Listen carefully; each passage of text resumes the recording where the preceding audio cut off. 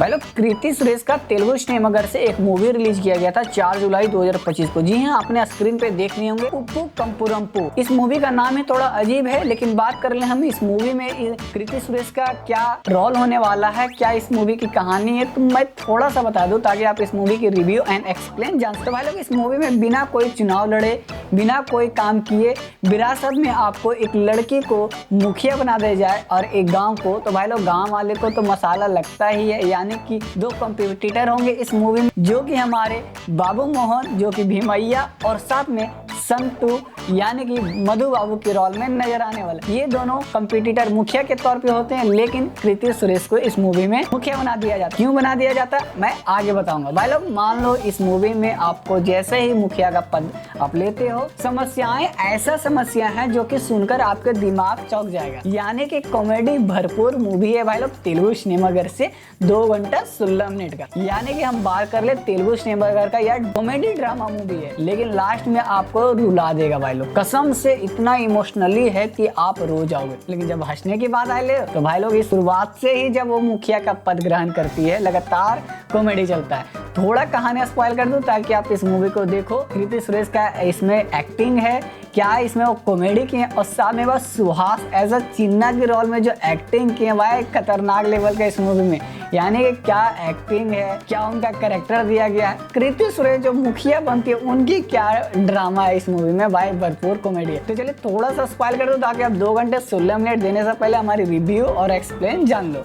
तो आइए वीडियो को आगे बढ़ाते हैं। तो भाई लोग इस मूवी को जैसे ही रिलीज किया गया था अच्छा खासी रेटिंग दिया गया है, 7.1 रेटिंग इस मूवी को दिया गया। भाई लोग इस मूवी को देखने से पहले आपको इस मूवी की कहानी जाननी होगी। आखिर कितना कॉमेडी है, कितना ड्रामा है, आखिर लास्ट में क्या इस मूवी में सिर्फ कॉमेडी भरा गया या कुछ मोटिवेशनल मोरल भी दिया गया। तो भाई लोग इसमें मोरल भी है और साथ में एक ऐसा समस्या उत्पन्न होती है जो कि इस मूवी का शुरुआत से लास्ट तक मूवी को वही खत्म करने के लिए इस समस्याएं का हल खोजना होता है। यानी कि एक कहीं ना कहीं मिशन है, यानी कि ड्रामा मिशन है भाई लोग। तो चलिए मिशन को आपको एक्सप्लेन कर ही देते। यानी कि जैसे कृति सुरेश इस मूवी में अपना पद ग्रहण करती है, उनके पिताजी का देहांत हो जाता है और देहांत के कारण इस गांव में रूल होता है कि जो मुखिया की संतान है वही इस मुखिया का लेंगे। यानी कि उनके कोई बेटा नहीं होते हैं, यानी कि कृति सुरेश का कोई भाई नहीं होता है, तो वही इकलौती बस्ती है, तो उनको ही मुखिया का पद लेना अनिवार्य भाई। कहीं ना कहीं जो हमारा विष्णु के रोल में नजर आएंगे, जो अलग कॉमेडियन करेंगे भाई, वो भी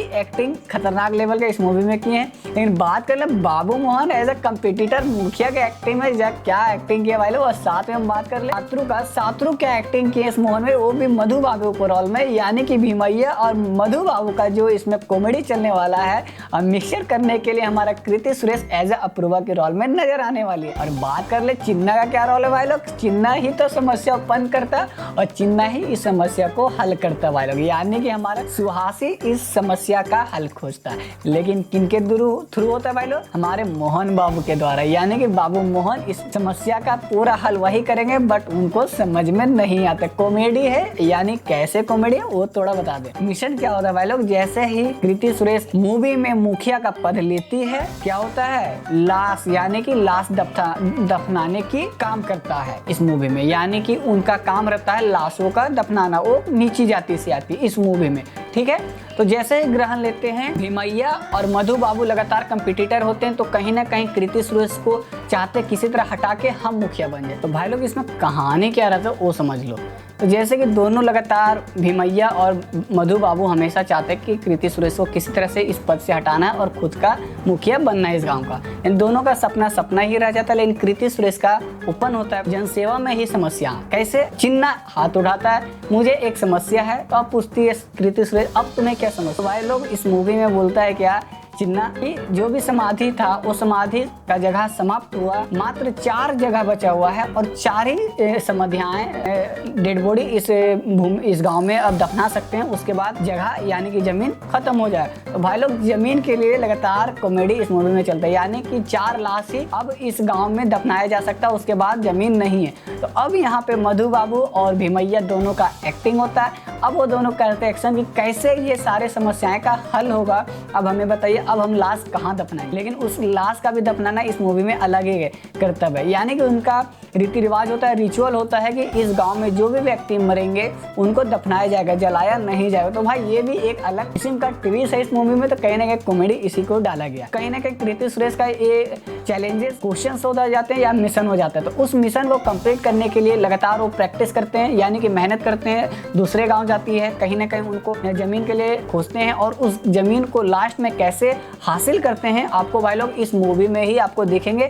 और लास्ट में चिन्ना की कमी क्या हो जाती है, चिन्ना का क्या इस मूवी में भूमिका है भाई लोग, उसका एक थोड़ा सा इमोशनल सीन डाला गया है कॉमेडी के बीच में। यानी कि कृति सुरेश लगातार अपने समस्याएं में फंसी हुई रहती है कि किसी तरह जमीन मिल जाए ताकि जो लाशें मरेगी गांव में तो उसे दफनाया कहाँ जाएगा भाई लोग। उस दफनाने के लिए उस समस्याएं में फंसी हुई रहती है। उसी बीच में चिन्ना को लगता है कि मात्र अब 4 ही जगह है इस गाँव में दफनाने के लिए, तो हमारी माँ उसकी भी इच्छा रहती है कि जो मैं मरूंगी तो मुझे यही गांव में दफनाना भाई लोग। चिन्ना सोचता है कि कहीं ना कहीं मेरी माँ के लिए अपना दफनाने के लिए जगह रखना, वो इमोशनली टॉर्चर हो जाता है। तो वो अपना एक क्या करता है, यहीं से कांड हो जाता है भाई लोग मूवी। तो वो आराम से अपना एक जगह अरेंजमेंट कर लेता है और उस अरेंजमेंट से भाई लोग पूरी समाधि में लगातार एक सीन, एक से एक कॉमेडी आपको देखने को मिले, जो मैं स्पॉइल नहीं करना चाहूंगा। स्पॉइल कर देंगे तो आप देखोगे नहीं। वो जो कॉमेडी है ना वो खतरनाक लेवल का। फिर चिन्ना के कारण वो समस्याएं को हल किया जाता है। चिन्ना की माँ की लास्ट में डेथ हो जाती है, उस डेट से भाई लोग हल का समस्या निकलता है। अब कैसे निकलता है वो आपको मूवी में देखने को मिलेगा। आप लोग अगर बात करो भाई कॉमेडी जो किया गया है इसमें